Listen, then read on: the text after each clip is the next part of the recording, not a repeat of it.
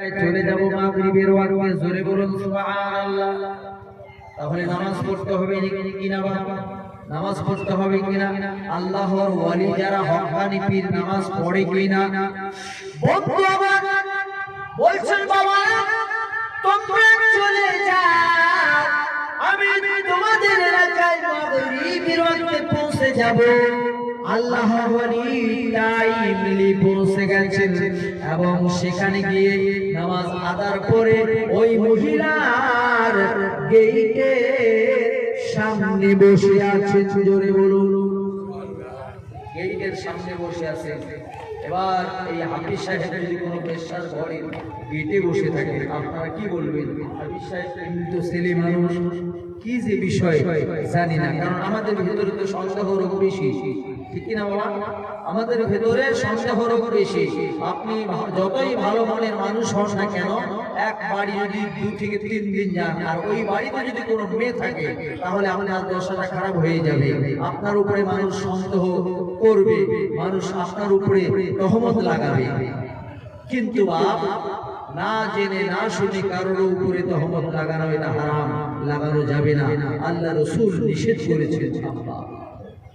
কারোর সম্পর্কে সমালোচনা করা যাবে না।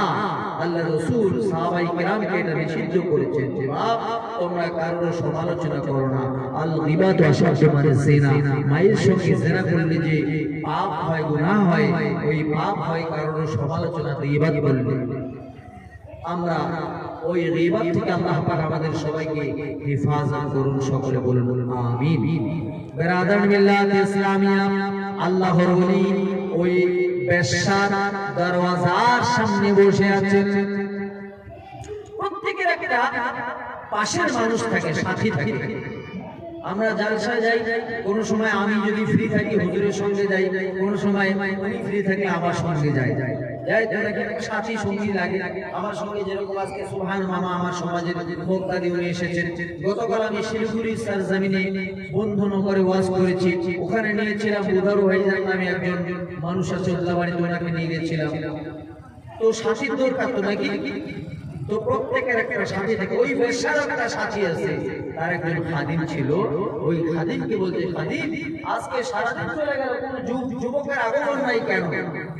কারণ মাল লাগবে, কোন যুবকের আগমন নাই। দেখো একটু ফলো করো। খাদিম বাইরে এসে দেখছেন বন্ধু আমার আল্লাহর ওয়ালি হযরত বায়াজিদ বুস্তামি রাহমাতুল্লাহ আলাইহি দরওয়াজার সামনে বসে আছেন।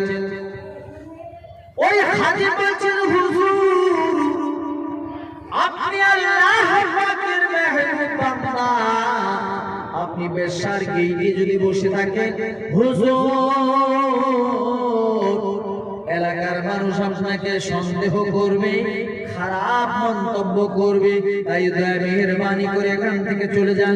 বলছেন বাবা আমি তোমার কর্ত্রীর সঙ্গে একটু দেখা করতে চাই, তোমার মালকিনকে একটু ডাকো। বলছেন হুজুর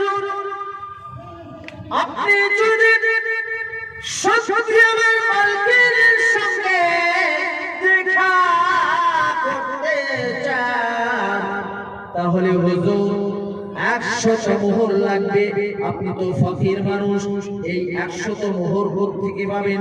আল্লাহর ওয়ালি হযরতে বায়াজিদ বুস্তামি রাহমাতুল্লাহ আলাইহি 100 পরিপূর্ণ মোহর নিয়ে হাজির হয়েছেন। বলছে খাদিম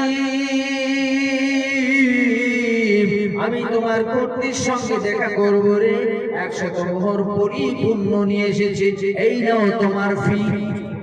100 মোহর দিয়েছে ফি। এবার বলছে হুজুর চলুন।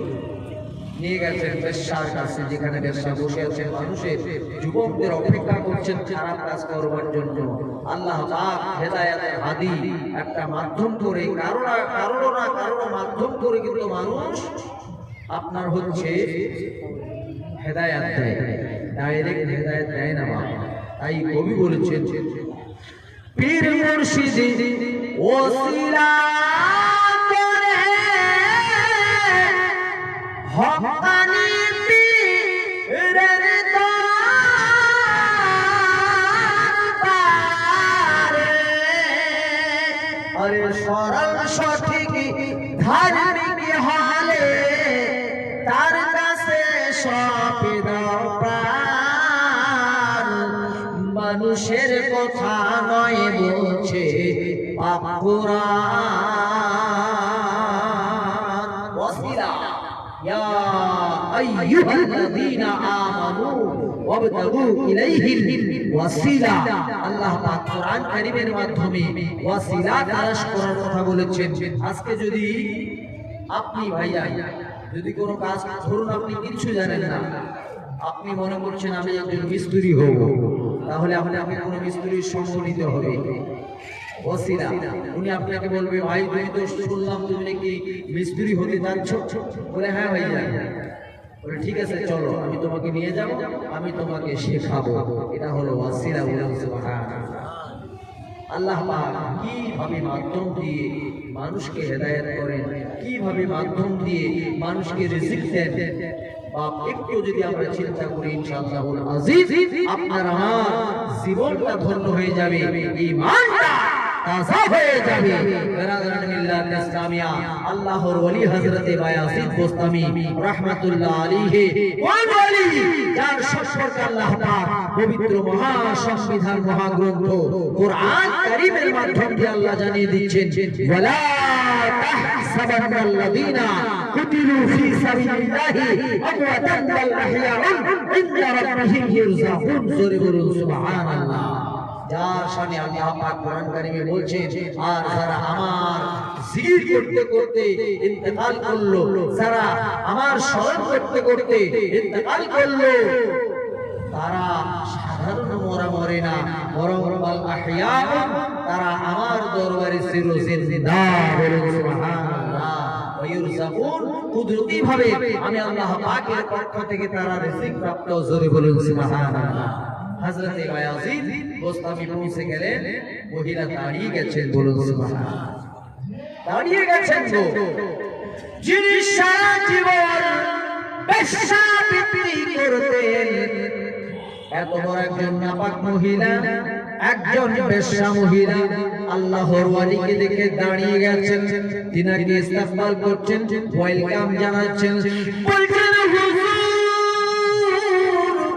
আপনি আমার পালঙ্কের উপরে বসে যান।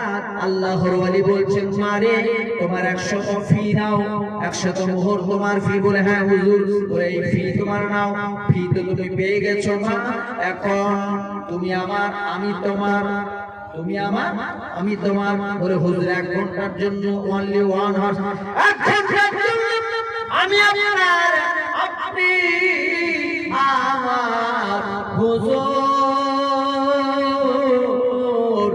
1 ঘন্টা আপনি যা বলবেন আমি মহিলা শুনতে রাজি।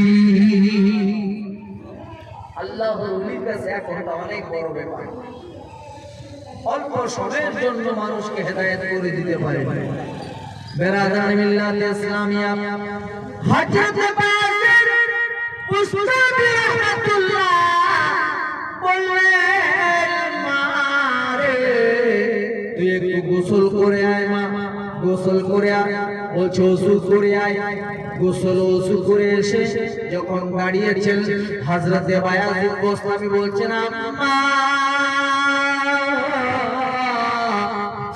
এই কাবার দিকে মুখ করে একটু দাঁড়িয়ে যা। কাবার দিকে দাঁড়িয়ে গেছেন, বলছে মা কাবার দিকে, কিবলার দিকে মুখ করে একটু নামাজে সূরাতে বসে যা। বলেন মানুষটা যখন নামাজের সূরাতে বসে ঈমানটা তাজা হয় কিনা বাবা? নামাজের সূরাতে যখন মানুষটা বসে কত ভালো লাগে, এটা একটা আদব।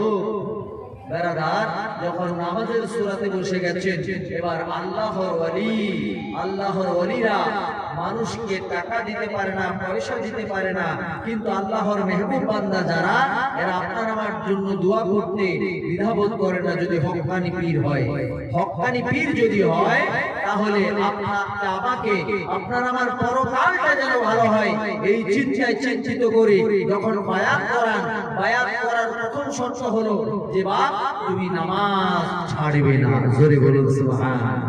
নামাজ আদা করে, প্রত্যেকটা পীর নামাজের কথা বলে, প্রত্যেকটা পীর কালমা কলেমার কথা বলে, প্রত্যেকটা পীর যাকাতের কথা বলে, প্রত্যেকটা পীর হজ্জের কথা বলে, প্রত্যেকটা পীর মাহে রমজানুল মুবারাকার রোজা সিয়াম সাধনার কথা বলে। জোরে বলুন সুবহানাল্লাহ। আর যারা বলে না তাদের বিষয় আমি বলবো না। হক্কানি পীর যদি হয় তাহলে অবশ্যই এই কথাগুলো কিন্তু মায়া করার পরে বলবে। বেরাদান মিল্লাত ইসলামিয়া হযরত বায়েজিদ বোস্তামি বলছেন, মারি নামাজের শুরুতে বসে যা। যখন নামাজের শুরুতে বসে গেছে আল্লাহর ওয়ালি হযরত বায়েজিদ এবার হাত খানা তুলে আল্লাহর দরবারে দোয়া করছে, আল্লাহ ও দয়াময় আল্লাহ মাবুদ, আমি এই পাপিষ্টা কলঙ্কিনা মহিলাকে মাওলা নামাজের সূরাতে এনেছি। রব্বুল আলামিন এবার আমার কাজ শেষ, আমি নামাজের সূরা পর্যন্ত এনেছি, আল্লাহ বাকিটুকু তোমার